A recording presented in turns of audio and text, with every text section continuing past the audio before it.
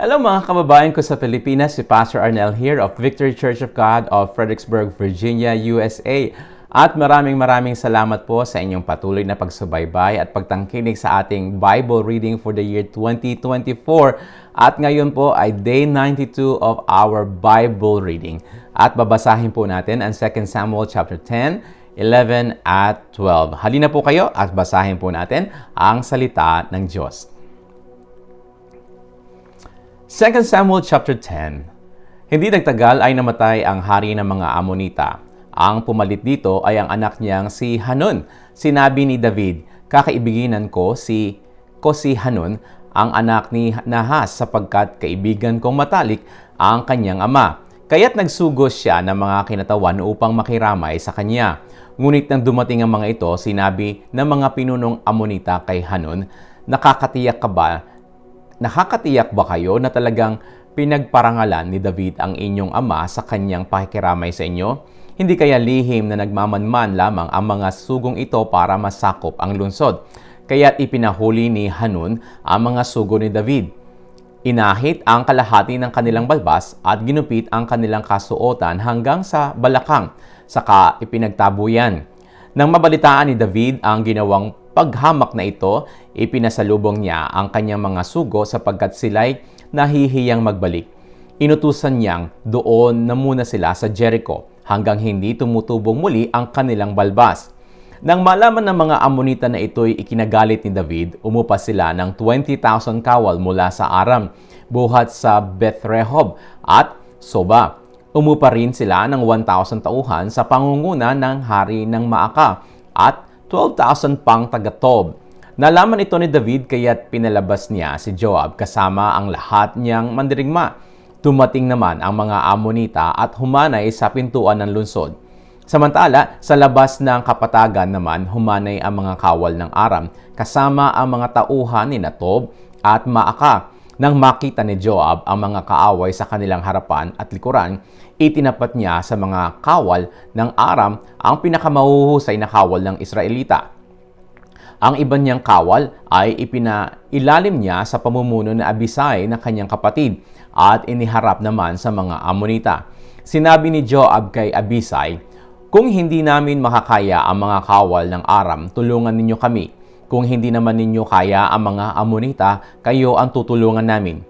Magpakatapang kayo. Lakasan ninyo ang loob sa paglaban alang-alang sa bayan at sa mga lungsod ng ating Diyos at mangyari nawa ang kalooban ni Yahweh."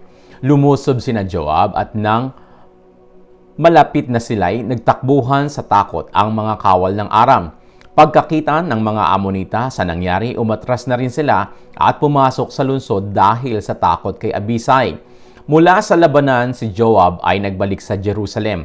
Nang malaman ng mga taga-Syria na sila ay natalo ng mga Israelita, muli nilang tinipon ang kanilang hukbo. Ipinatawag ni Hadadezer ang kanyang mga tauhan sa silangan ng Ilog Euphrates.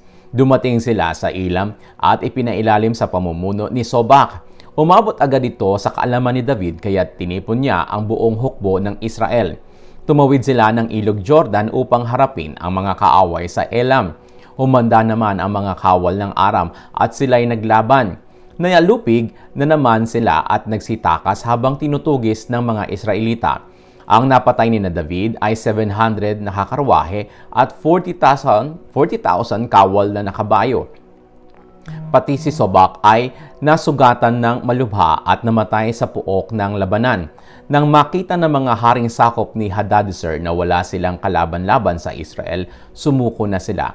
Mula noon, hindi na tumutulong kailanman ang mga taga-Syria sa mga Amonita. 2 Samuel chapter 11. Nang sumapit ang tagsibol, panahon ng karaniwang pakikipagdigmaan ng mga hari, pinalabas ni David ang buong hukbo ng Israel sa pangunguna ni Joab at ng iba pang mga pinuno. Pinuksan nila ang mga Amonita at kinubkob ang Raba. Subalit si David ay nagpaiwan sa Jerusalem. Isang hapon, pagkagising ni David, umakyat siya sa bubungan ng palasyo at naglalakad-lakad. Mula roon, may natanaw siyang isang babaeng naliligo. Napakaganda ng babae. Ipinagtanong niya kung sino iyon. Sinabi sa kanya na iyo'y si Bathsheba. anak ni Eliam at asawa ni Urias na isang Heteo. Ipinakuha niya si Bathsheba na nooy katatapos pa lamang ng kanyang paglilinis ayon sa tuntunin para sa mga babaeng nireregla. Sinipingan siya ni David at pinauwi pagkatapos. Dahil sa nangyaring ito, si Bathsheba ay nabuntis at ipinasabi niya ito kay David. Inutusan agad ni David si Joab na papuntahin sa kanya si Urias na Heteo. Iyon nga ang ginawa ni Joab. Nang dumating ito, tinanong siya ni David, "Kumusta si Joab at ang hukbo? Ano ang lagay ng labanan?" Sinabi pa niya kay Urias, "Umuwi ka na at sipingan ang iyong asawa sapagkat nanggaling ka pa sa malayong paglalakbay." Lumakad nga si Urias. Ang hari ay nagpadala pa ng regalo para sa tahanan nito. Ngunit hindi pala ito nagtuloy sa kanila. Sa halip, doon siya natulog sa may tarangkahan ng palasyo kasama ng mga bantay. Nalaman ito ni David at sinabi niya kay Urias, "Hindi ba't kararating mo lamang buhat sa isang mahabang paglalakbay? Bakit hindi ka umuwi?" Sumagot siya, "Ang kaba ng tipan at ang mga kawal ng Israel at Juda ay nasa mga tolda lamang, at sa labas naman natutulog ang aking pinunong si Joab at ang inyong mga punong kawal. Sa ganitong kalagayan, hindi po maaatim ng aking kaloobang ako'y umuwi upang magpakaligaya sa piling ng aking asawa. Sa harapan ng Diyos, hindi ko po magagawa iyon." Sinabi ni David kay Urias, "Dumito ka muna ng isa pang araw at bukas ka na umalis." Kaya nanatili siya sa Jerusalem ng araw na iyon. Kinabukasan, inanyayahan ni David sa pagkain si Urias at ito'y kanyang nilasing. Hindi rin ito umuwi ng gabing iyon bagkus natulog na kasama rin ng mga bantay. Kinabukasan, sumulat si David kay Joab at ipinadala kay Urias. Ganito ang nilalaman, "Ilagay mo si Urias sa unahan kung saan mainit ang labanan. Pagkatapos, iwanan mo siya roon at bayaan mo siyang mapatay." Habang pinaliligiran ni na Joab ang lungsod, inilagay niya si Urias sa gawing malalakas ang kaaway. Lumabas ang mga kaaway mula sa lungsod at sinalakay ang mga kawal ni Joab. Napatay ang ilang pinuno ni David kasama si Urias. Ipinadala ni Joab kay David ang ulat tungkol sa labanan. Ngunit ito ang ipinagbilin niya. Matapos mong ibalita sa hari ang tungkol sa labanan, maaaring siya'y magalit at itanong, "Bakit kayo nagpakalapit sa lungsod? Hindi ba ninyo alam na maaari kayong panain mula sa itaas ng pader? Hindi ba ninyo alam ang dahilan ng pagkamatay ni Abimelech na anak ni Gideon? Siya'y nabagsakan ng batong gilingan na inihulog ng isang babae mula sa itaas ng pader sa Tebes. Bakit masyado kayong lumapit sa pader? Kung magkagayon sa kamo sabihing napatay rin si Urias." Lumakad ang sugo at nagulat kay David ayon sa sinabi ni Joab. Sinabi niya sa hari, "Lumabas po ang maraming mga kaaway at nilusob kami, ngunit napaurong namin sila hanggang sa may pasukan ng lungsod. Noon po nila kami tinudla mula sa pader at ilan sa iyong mga pinuno ang napatay. Napatay rin po si Urias." Sumagot si David, "Kung gayon, sabihin mo kay Joab na huwag ikalungkot ang nangyari sapagkat talagang ganyan ang labanan. May napapatay. Ipagpatuloy ninyo ang paglusob hanggang sa mawasak ang lungsod. Sabihin mong huwag masisira ang kanyang loob." Nang mabalitaan ni Bathsheba na napatay si Urias, siya'y nagluksa. Pagkatapos ng pagluluksa, ipinatawag siya ni David at naging asawa nito. Nagkaanak siya ng isang lalaki, ngunit hindi nalugod si Yahweh sa ginawang ito ni David.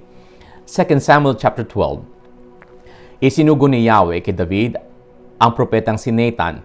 Pagdating doon ay sinabi niya, "Sa isang lungsod ay may dalawang lalaki, mayaman ang isa at ang isa'y dukha. Maraming kawan at bakahan ang mayaman, samantalang ang dukha ay may isa lamang munting babaeng tupa. Inalagaan niya ito at pinalaking kasama ng kanyang mga anak. Kinakalang niya ito parang anak na babae. Isinasalo sa pagkain at pinapainom.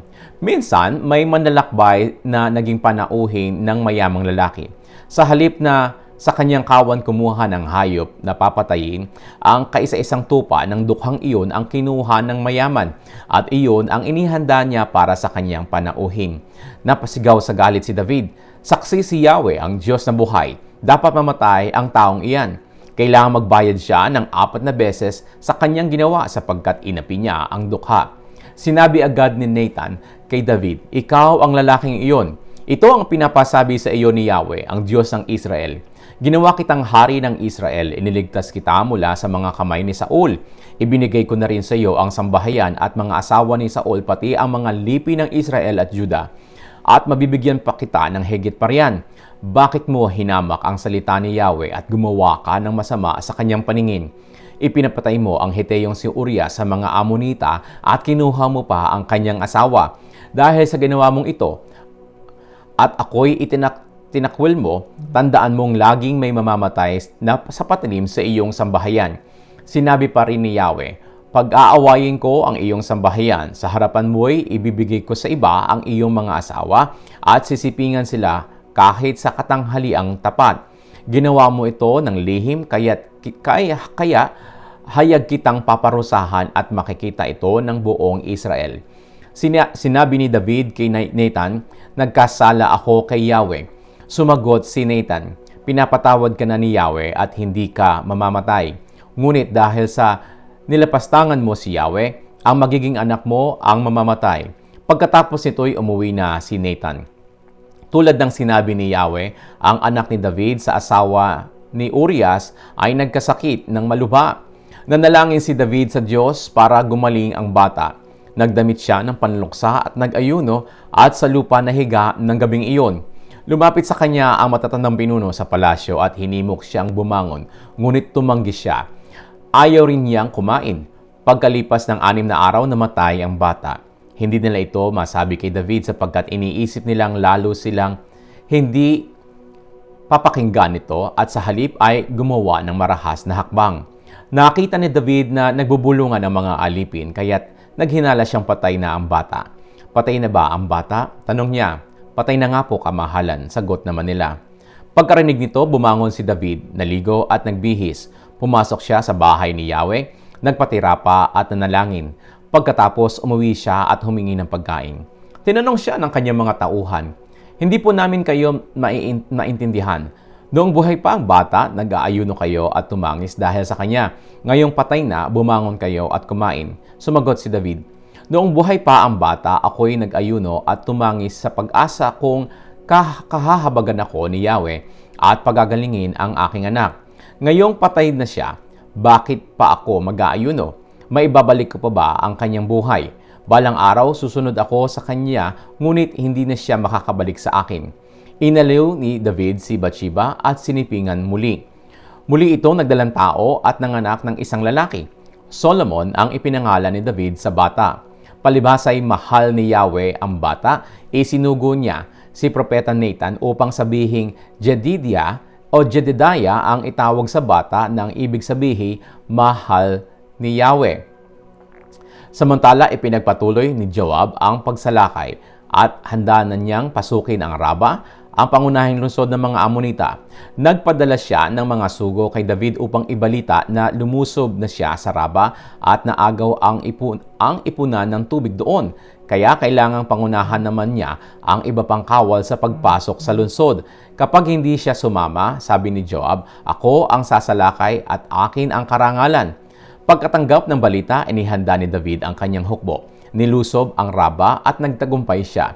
Inalisan niya ng korona ang Diyos-Diyosang si Malcam at ipinutong ito sa kanyang ulo. May mahalagang bato ang koronang ginto at ang bigat nito'y 35 kilo. Marami rin siyang samsam na inilabas sa lungsod. Binihag niya ang mga mamamayan at pumili siya ng mga ito ng mga kantero, panday at karpentero at pinagawa niya ng mga adobe. Ganito ang ginawa ni David sa lahat ng lungsod ng mga Amonita bago sila nagbalik sa Jerusalem. At ito po ang salita ng Diyos sa araw na ito. At maraming salamat po sa patuloy niyong pagsuporta. At kung meron po kayong mga prayer request, iwanan niyo lamang po ang inyong prayer request sa comment section ng posting na ito. At paki-like and share po ang posting na ito sa inyong mga kaibigan at mga kamag-anak. At pagpalain po kayo ng ating Diyos na buhay at banal. Sa pangalan ng Panginoong Hesukristo, ito'y aking panalangin sa inyo sa pamamagitan ng Espiritu Santo. Amen at Amen.